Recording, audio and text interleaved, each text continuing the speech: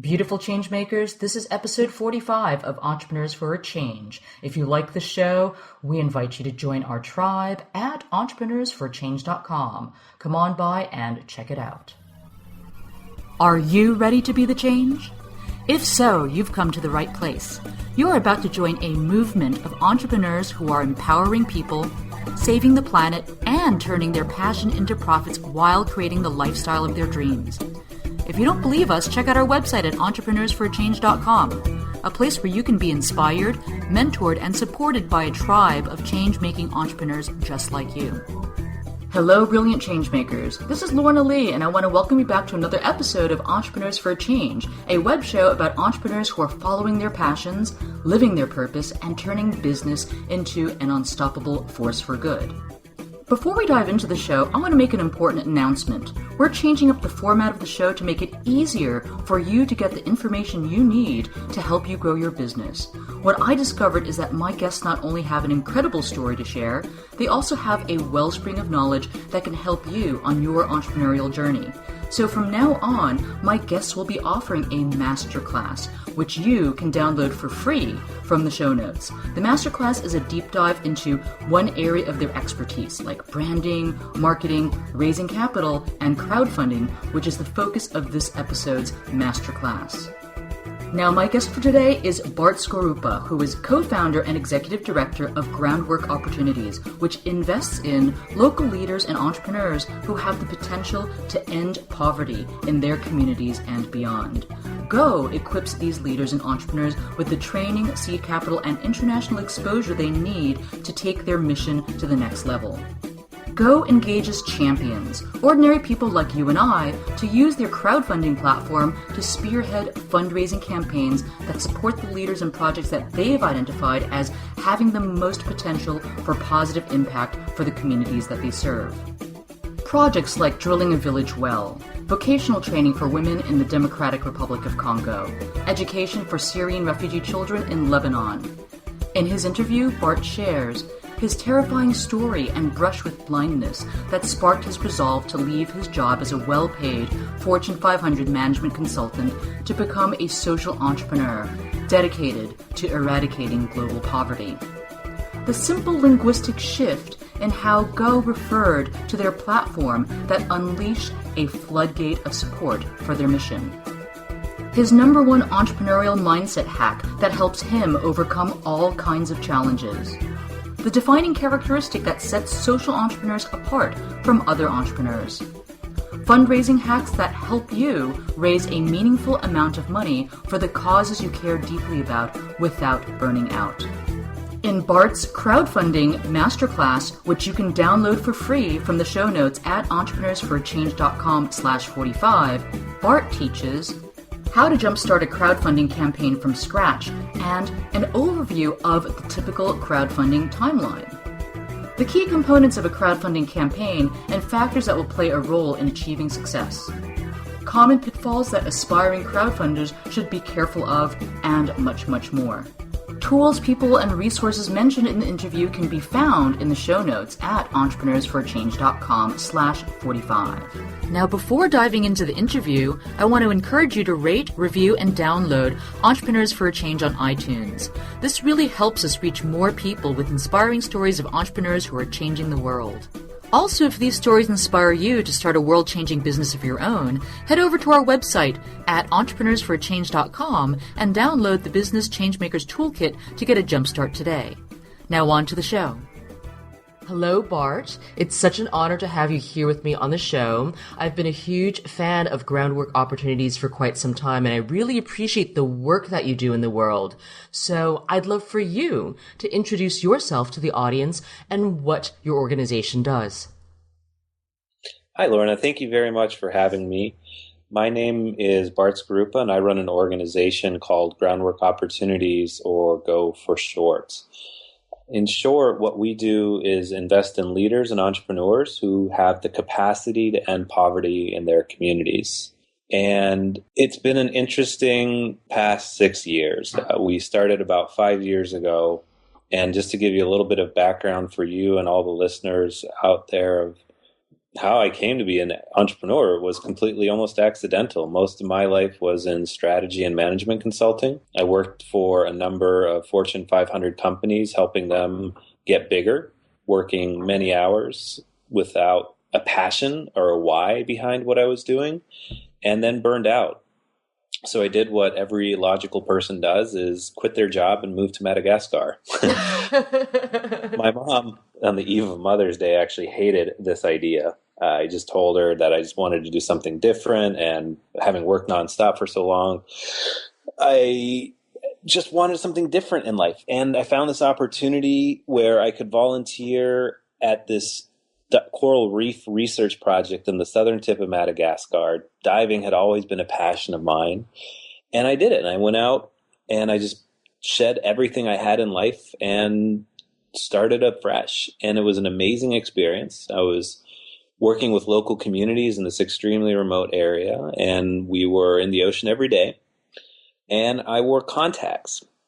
And because we did not have access to clean water, that began to pose a problem. About 4 weeks into the actual expedition, I had a corneal ulcer develop that ate away the vision in my left eye. And it was this bacterial infection that grew, and it was incredibly painful. And I was supposed to be evacuated. And then a hurricane hit. So when the hurricane hit, it prevented anything from flying out to our dive site. And I ended up being evacuated to a Catholic mission. I didn't make it very far because there was just really nothing that could move. And it was evacuation by boat and then by car and ox cart. And because of the risk that it could spread to my other eye, I had no other option. And a local doctor who was partially paralyzed and had only use of really one arm just put popsicle sticks in my mouth for the pain and took out a knife, and he scraped the ulcer out of my eye, which was an incredibly painful experience, though one that was one of the best things that's ever happened to me, because he actually healed my vision, and not only my physical vision, which returned a few weeks later, but something that opened up something that I didn't know I had inside me. And I put all my faith and trust into this man, and he taught me so many things. Of even in the areas of extreme poverty, there are amazing leaders. There are amazing people who have the capacity to help their communities. And ever since that moment 6 years ago, I've just dedicated my life to social entrepreneurship by finding amazing leaders such as that individual and investing directly in their ideas, in their projects, and in their ventures. We started 5.5 years ago at the bottom of the financial recession with just a $2,000 investment. Half of that went to the IRS, and we raise about $2 million annually now for amazing leaders around the world. And just thank you for letting me share about entrepreneurship. I know you're passionate about it as well, and just want to share anything I can to help others thrive in what I consider one of the most blessed fields I've ever worked in. That is an incredible story, and it sounds like, when I imagine what it might be like to be you in an ox cart, wondering whether you're going to actually lose your vision permanently or not, and having to make that decision of whether you trust this person to scrape your eyeball with one arm. That sounds so like an incredible, test. And you were amazingly courageous to have to go through that. Are you still in touch with this doctor? Yeah, we send notes. There was another person that was also involved that it's a very long story for the full evacuation. And we still stay in touch through other people. They still have very little access to electricity. It was one of the first people that we sent funding to. But because of the lack of communication, it's been very hard to get in touch. Even with a lot of, we've just seen the people that we've invested in and looked into, the ones that grow really quickly, have readily access to communications. So it's about the 6-year anniversary. It happened on Easter weekend, actually, and it was the third day where I got evacuated. And being raised Roman Catholic, this brought up a lot of odd stories in my own head as to why it was happening. And I send them messages through the organization that I worked for, Blue Ventures, a London-based nonprofit. It's been a dream of mine to actually return. And I think it's something I'm planning for on the 10-year anniversary. His name's Dr. Morey.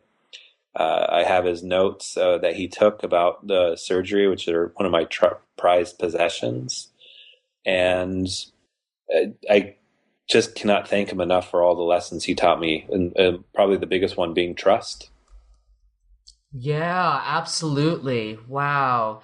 Gosh, so in the beginning days, in the early days of your organization, how did you go about starting to raise that money that is now about $2 million a year? Can you share with us some of the key successes that you had that allowed you to grow your organization from $2,000 to $2 million? Sure. So basically, the first $2,000 came from me and the co-founder, Kyle. Kyle worked with me in Madagascar, and we shared the same hut. And after that experience, I came out to California, where he was originally from. The first 1,000 went to the IRS to get our 501c3. The other 1,000 went to an event. And we used our friends and family, like most people do, of raising their first amount of funding. And it was a promise. It was a belief in an idea. And we didn't have any impact to share. We just had stories, including the story about what happened with me and how I met Kyle and how our collective ideas would create something. And by this mantra that we still use today, that people give to people, not organizations, is still true today and was true back then. It was just at a smaller scale. We raised our first amount of funds. It was about $12,000 that came through an event and through a small family foundation that believed in us. We invested all of that 100% into 2 project leads, one in Uganda, one in Ghana. And then that was it. And we ran out of money. And so that's a very typical experience. So we were like, well, people need to see the impact of this work. So we made it open. We made it easy for people to visit. And then as more people started to visit and see those projects and then become inspired by what they saw without having to go through something crazy like losing their vision, just by seeing successful entrepreneurs in the field and shattering this myth that people in Africa or in Cambodia or Ecuador are helpless and starving. There's really amazing, talented leaders there, and coming back and telling their story and raising funds. And that's when things began to snowball, was when people started raising funds directly for the leaders that we first were champions of. And we decided to start an entire movement behind that. So that's really interesting. And I think this is one of the keys to really scaling up your impact is you guys, instead of like the entirety of your efforts to build your organization and to raise funds, like instead of that residing entirely on you guys, the management and the core team of the organization, you instead seem to become very successful in inspiring other people to get involved. So effectively, it seems like you've crowdsourced your growth. Yeah, it's almost a question. One person that was particularly astute, that was an advisor, said it almost seems like you guys are trying to crowdsource international development, which actually is it's a very good assessment. When we first wanted people to visit and see, and as an example of one of these first projects was Peter Luswada. Peter was an amazing master farmer in Uganda. He was literally born into a banana plantation in Uganda, and agriculture is a huge part of their GDP, and he had this vision to have a model development farm, a farm where farmers could learn how to farm better and then form into cooperatives to sell their food at scale. And when we opened it up, when we were the first champions and then opened it up and people began to visit, they became inspired, not necessarily by us, but more, I'd say, probably by Peter and his vision and his abilities and his capacity.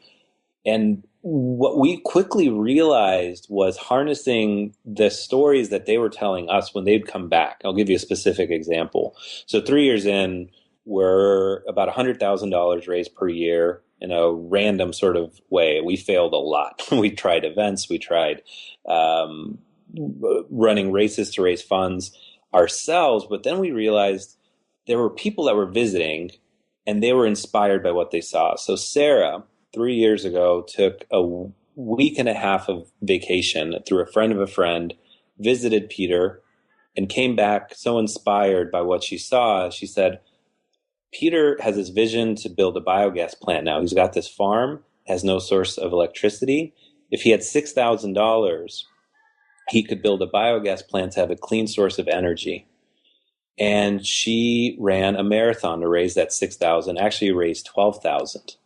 And we saw the potential in inspiring more people like Sarah. And we built a whole movement behind it called Champions, which we really thrive off today. And Champions provide the seed capital and visibility for the entrepreneurs like Peter.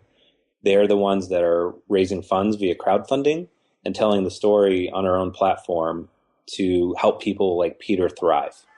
And that was the sort of the crowdsourcing movement behind it, and to empower anybody to become the change. And that was remarkably successful for us. Wow. Yeah, that's amazing. I'm very impressed at how you are able to do that, because it then, takes a lot of the burden and the stress off your shoulders, and allows other people with their enthusiasm to contribute in their own ways. Gosh, so how do you reach your champions? Like, how does the word spread? How do you get the word out that people can become champions and support an amazing leader or project that Go represents? Well, one of the best pieces of advice we got at first was, as we started to grow from about 5 to 10 champions to about 100, was to focus on 5 key areas, 5 key markets. So we were obviously based in San Francisco. That would be a key market. Chicago was another place we picked because I was raised in Illinois, and a few other key areas, and really get there in person. The champions, what they were doing to raise funds often was having events.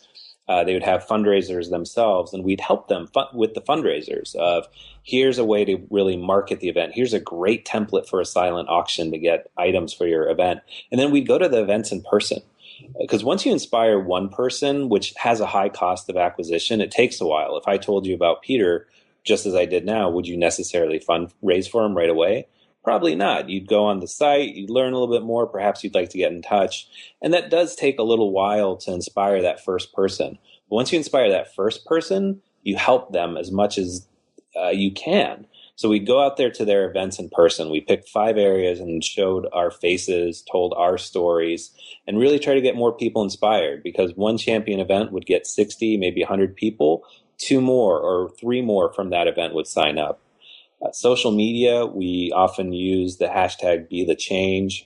We've inspired some great champions through Facebook and through just the power of storytelling. And something that I reiterate a lot is the ability to tell really good stories, because that's what draws people in. And then third, we're actually realizing there's a lot of people that have had this idea but simply haven't had the technical prowess that we're blessed with here in San Francisco. So we're sharing that with them, and they're bringing us now leaders that we want to support. We at first sought leaders like Peter that I mentioned earlier on, but now there's more people recommending leaders to us. And we have a metric to rate them, and then we'll help them, and they actually bring in their own champions, which has been an amazing evolution for us. Wow, I love it. That sounds really exciting. I mean, I think one of the things that I love, especially through this podcast, is to connect with new entrepreneurs that I haven't, previously discovered. So I imagine it must be really inspiring to connect with new leaders that people in your network are introducing you to. Because I think there's something that's really encouraging and hope inspiring to know that there's amazing people out there in the world that are trying to really make an impact and to really solve some very urgent problems in the communities that they're in. And in fact, by connecting with each other, right, we're no longer working in isolation. And right. And then we can actually become a movement for change. It's being able to connect first and foremost, and know that there are people out there that really believe in a shared vision. Right. And it goes back to that people give to people, not organizations. So as those connections are formed, when Sarah became what was like the first champion almost at Go, people weren't giving to Go. They were giving to Sarah because they believed in Sarah and Sarah believed in Peter. And that created about 30 donors or so that she received. And then as we showed the impact to those donors, some of them became champions. But the whole thing is that people give to people, not organizations. And that's been a key thing behind our success. So you had mentioned a few minutes ago, failure. And I know that entrepreneurs are no strangers to failure. So I'm curious to know how often you might have failed in your entrepreneurial journey, and what was the biggest failure that you experienced? I think failure is one of the best things, best teachers, best things that happens, and you have to embrace it. We embraced early on a mantra, fail forward, which I know actually was really early on in Facebook as well, of just you empower people to take risks and to learn from them when they fail or misstep. And even if you think about a baseball player, I mean, the best of the best fail 2/3 of the time at their job. And so when you're in the early stages, failure really helps you learn as long as you're learning from it. I mean, we tried so many different things and we tried to become so many different kind of companies. When we realized champions were a really good way forward, we were like, we should be almost like a volunteerism company and get people out in the field all the time. And it was a huge time constraint for us to plan all these trips, and our partners in the field were always having to receive people in their homes, and there was distracting them from their work. And all of those things we tried eventually led to something that began to click. And failures just help guide that. I'm trying to think, actually, probably one of the biggest failures in recent memory. I know the biggest failure. So when we first launched, Sarah led us to building our own crowdfunding platform. So when Sarah raised that $12,000, 12% went to the third-party crowdfunding platform that she used, and that was like $850. And we thought, wow, if we have 10 Sarahs, that's $8,500. Let's just build our own crowdfunding platform. And we did. We built one internally to save costs, to get better data, and it actually built a really good name for us. So we first started, and we were calling it the platform, and you should sign up here on the platform, and this is where you create your page on our platform, and we'll track how much funds you raise on our platform. So we had about 10 or 15 people use it. It was embarrassing in its functionality, which is fine because you want to get something out there, a minimum viable product, and get it out there and test it in the real world. The biggest mistake and the biggest failure, we were focusing on just the numbers.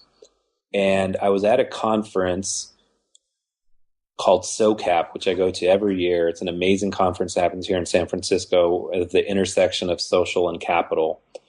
And I always go to a conference with the rule of 3 to get 3 great ideas and meet 3 great people. And the best idea I got at SOCAP was focus on the stories your champions are telling you. There was a whole section on storytelling and the power of stories. And it was a brilliant video called The Storytelling Wars, and talking about movements like Tom's and Nike and how they were so focused on the stories behind their products and the stories and the champions. And they were using that word in their video, even though we had already started using it. And that was our biggest failure, was when we first launched it, we called it a platform, and we forgot this was a community.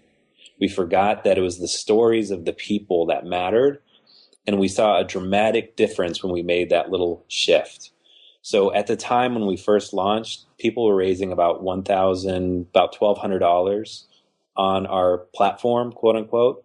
When we started thinking about it as a community and started thinking about how much their stories mattered and making sure they were video based and they were really good at stories, they started raising on average now $3,400. And we have about 400 champions already. So even though our scale has increased, the number on per average that they raise on our platform is much higher. And I think the biggest failure was not seeing that earlier, that it mattered more about the people and their stories than the platform and its functionality. Absolutely. That's a really good analogy. So I'm curious to know, since you spend a lot of time with social entrepreneurs, entrepreneurial mindset is an area that I'm really intrigued by, because I have noticed that the mindset is what tends to separate the most successful entrepreneurs from those who struggle. So I'm curious to know if there are any particular mindset tools or techniques that you use that allow you to really overcome your challenges and achieve your goals. I think the biggest tool that you have are mentors that are done what you've already done. When we first started, it was based on that story. And I remember Kyle, when we started going, he said, "So you want to start a 501c3?" And I said, "I don't even know what that is." I was so ignorant of what a nonprofit was. I didn't even know its IRS code, which is so basic.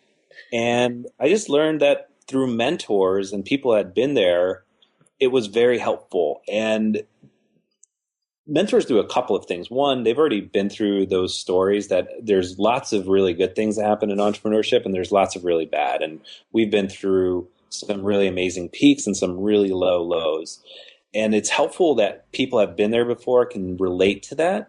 But the other great thing about the mentorships is that they are people that are often very successful. And to credit, specific people, Greg Lavore was an amazing mentor of mine.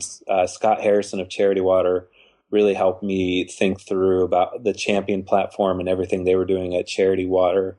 Who is Greg Lavore? Greg Lavore he's somebody I met through an organization called Summit Series and has just been, he's a career coach. He usually works with heads of state and CEOs, and it was just really lucky to have him early on. He taught me really about the mentality of entrepreneurship, really focusing on the reptilian part of the brain, where your brain for 10,000 years has been very afraid of change, and it reacts quicker than you do. Your amygdala, which is your part of the walnut-sized part of the brain that really resists things of change, and it's your fight and flight sort of releases of hormones that cause you to be very stressed, and taught me how to really approach the mind and say, this is your mind working against you. There was a person that actually taught me this. I can't remember his name. I was talking on a panel and he said, "I have a board of mentors." And I thought that was a beautiful concept of having mentors in different areas. Greg was wonderful in the sort of mindfulness, spirituality world. Scott had started an amazing nonprofit that had scaled very quickly, and so more of a mechanics sort of thing. And that was a wonderful approach to take, because then you have mentors in different stages. And even just asking their advice. One thing that I've been recently struggling with was what I call the imposter syndrome, wherein we have a board of directors, and I was very cognizant, based on advice actually Greg gave me, of knowing your culture, and when you form a board, that you document your core values. And one of our core values was that we wouldn't always engage in groupthink. We'd have a very engaged board. And so we got very great early board members that had a high level of expertise, and also a board of advisors that know so much more. And sometimes I'm in this room with them and they're CEOs or early founders of Facebook, and I'm telling them things about what we're good at, but it seems so odd that I feel like I'm an imposter, how did I get here telling somebody that has decades more of experience and decades more success than I have what to do and what to say or what to think, and that my opinion is of value. And as I was struggling with this, I had dinner at Chip Conley's home, who's the CEO of Joie de Vivre, and I asked him, how do you deal with imposter syndrome? And he just looked at me, tilted his head, and said, "Go to nature," and then walked away. And it didn't make much sense at the time, but I still take it as like a 5-minute mentorship. He gave me a great actual answer. I've meditated on it for a while, and I've used that a couple of times when I go out into nature. I just realize this is such a large world, and we're such an insignificant part of it. And it helps relieve that stress where you can focus back on your issues. And I think the mentorship is probably the strongest tool an entrepreneur has, because these are people that have learned from doing, and they can teach those lessons to you. Yeah, I have to say that I am really grateful for all the mentorship that I've received. And it's interesting because, on one hand, it's absolutely essential for entrepreneurs to seek the support of others, either peers and especially like different classes of mentors, because there's mentors that are just a few steps ahead of you that can really help you because, where they are in the journey and where you are is not so far away. And then there's the folks that, are kind of like the shining light that you really want to, be, to emulate, or, who has a level of impact and success that you want to reach. And it's always good to have those people in your sphere too. But I think one thing that I've been challenged by is sometimes I get really a bit confused by the advice of my mentors, because especially in the internet marketing world, there's so many different ways to like launch a product, for example, or market your product. And so sometimes I get conflicting advice. I get build your product first and then, buy the traffic to sell. And others are like, don't build your product first. That's a huge mistake. Pre-sell it first and then see if anyone buys it. If no one validates it, then, move on to another idea.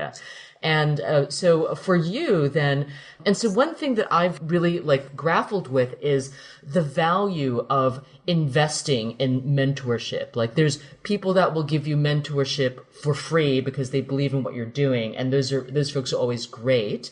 But sometimes, as a entrepreneur with big goals, you need someone who's really in your camp. And sometimes the only way to have someone that's consistently in your camp on a weekly basis is to invest in that mentorship or coaching. So I'm curious to know, in your journey, have you ever invested in a coach or a mentor and paid them to actually help you? Or is most of the mentorship that you've received pro bono?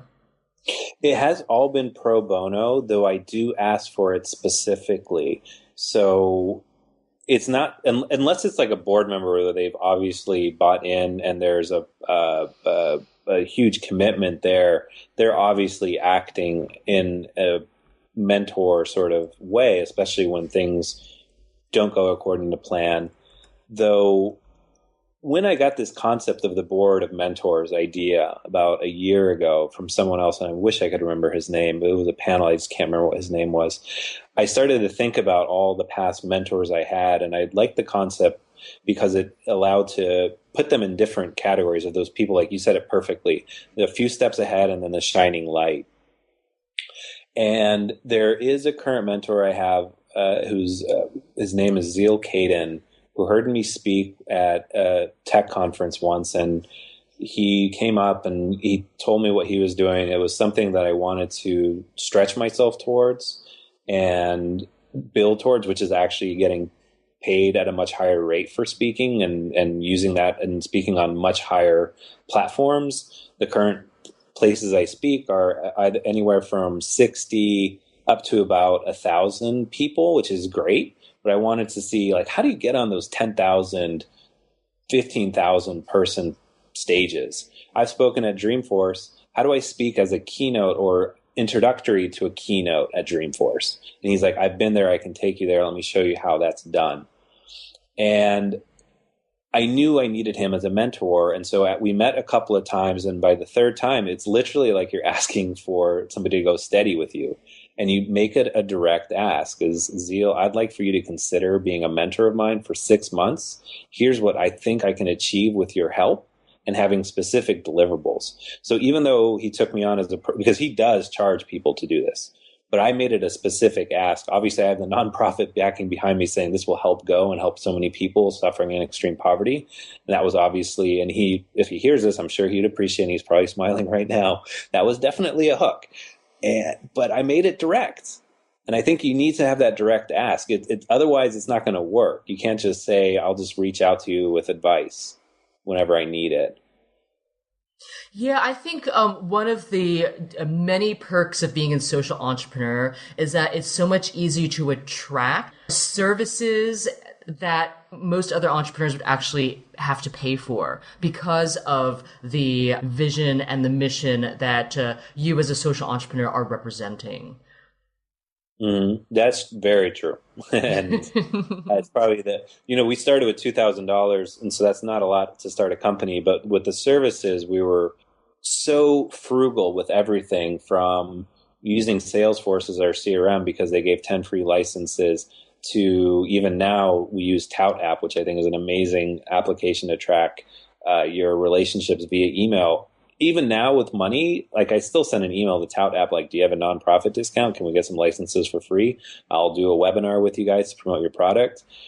It's such a huge benefit. The startup costs of a nonprofit in terms of tools and services are far lower than any other startup.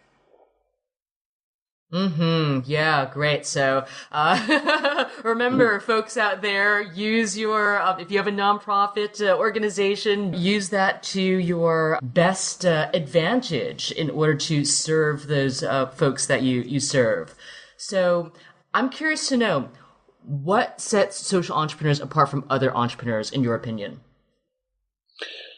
The why. I think the why they're doing it is such a more important way of getting people behind the product and the movement, a cause, whether it's for profit that has a social impact or a nonprofit with a social impact. It's a wonderful TED Talk and view on life that it doesn't really matter what or how you do something, it's why you're doing it.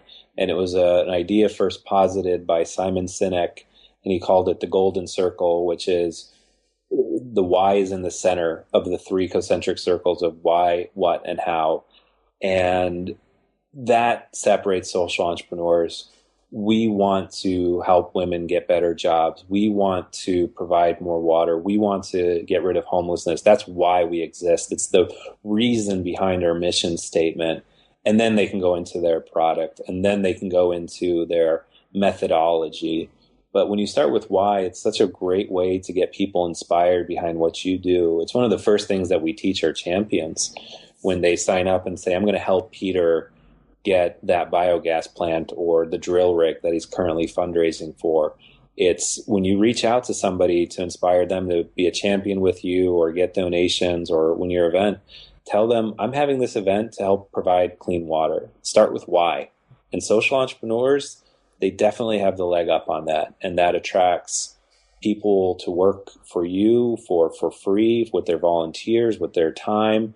They donate their thoughts. They donate their licenses. They donate their mentor abilities. Why you do something, I think, is the strongest thing a social entrepreneur has. And what do you think are some of the most defining characteristics of the social entrepreneurs that have the highest impact, the ones that seem to be able to achieve the most far-reaching, successful impact? The ones that are out there every day. It's something I've begun to learn through not even just social entrepreneurs, but people become an overnight success after 10 years of experience. And they never say no to the smallest meetings. It's become very difficult, especially here in San Francisco, and this may not be applicable elsewhere, but there are so many meetups, there are so many events, and the ones that I've seen even start small just have built a very big network by always being visible, always being approachable. I'm a member of a giving circle called Full Circle Fund, where every year we invest $10,000 to $20,000 into about 10 nonprofits around the Bay Area. And it's always the ones that win are the ones that are usually the most accessible. And by accessible means you have to be visible and at those events. We set aside specific budget for that reason, that I can attend galas and awards and go to conferences. It's so important. Again, it goes back to people give to people. If they see your website and they get your press blurb, that's great, and it'll probably spread. And if you have a great cause and a really slick hashtag that you can promote, sure, it'll work. But if you're there in person and you have a really great story behind what you're doing, and well, it's a great story why you're doing something, those are what I've seen really propel people to really amazing heights in a very short amount of time. Great. Well, thank you for that. We're coming to the end of our interview. I'd love to leave you with my last and favorite question. What do you think, Bart, is the most effective way to change the world? Investing in leaders. I think as we've begun to think about it, it's shattering ceilings that used to exist. One of the saddest stories that I remember was when we visited Peter. 3 years ago, and we saw his farm growing, and it was beginning to scale. And it literally has been teaching thousands of farmers how to grow their food better and creating hundreds of jobs. We met with the person that used to have his old job. And Peter used to work at an international NGO that I won't name here for 10 years. And that's what he did. He had learned about systematic change. And we met with his successor, who was a local Ugandan, a wonderful, warm human being named Samuel. And I remember Peter, when he first told me when he started his organization, he left the other NGO because they wouldn't never promote a local person like him. He was still reporting to somebody in Holland. And I remember speaking to Samuel, and I said, Samuel, Peter left because he couldn't make it to the number one spot. Even though he was the best Ugandan, he couldn't be number one. How do you feel about that? You have that same position. And he said, oh, Bart, you can't trust a Ugandan with that much money and with that much responsibility. And it was so sad to hear that, because I realized there was a ceiling that had been created, and that because of his thought, he could never believe in himself.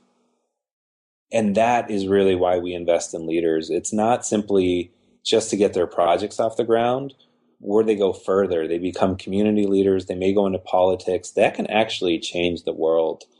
If we look at what happened here with the election of Obama and then hopefully of Hillary in a few years, it changes people's perception about what they can achieve when they see people in leadership doing what they would like to do. And investing in leaders, I think, is the greatest way to change the world. Thank you so much for sharing with us your incredible stories. How can we best stay in touch with you?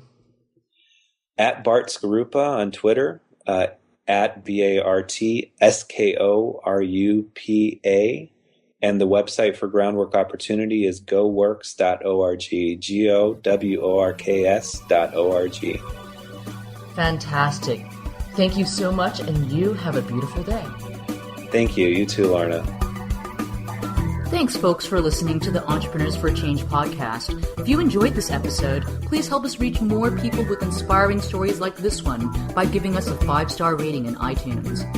If this podcast inspires you to join the movement of change-making entrepreneurs, we'd love to give you a jumpstart with our free Business Changemakers Toolkit, which you can download at www.entrepreneursforachange.com/join. If you have a change maker in mind you'd love for us to interview, go to entrepreneursforachange.com/suggest and tell us who and why. Finally, feel free to stop by facebook.com/entrepreneursforachange to share your thoughts and say hello.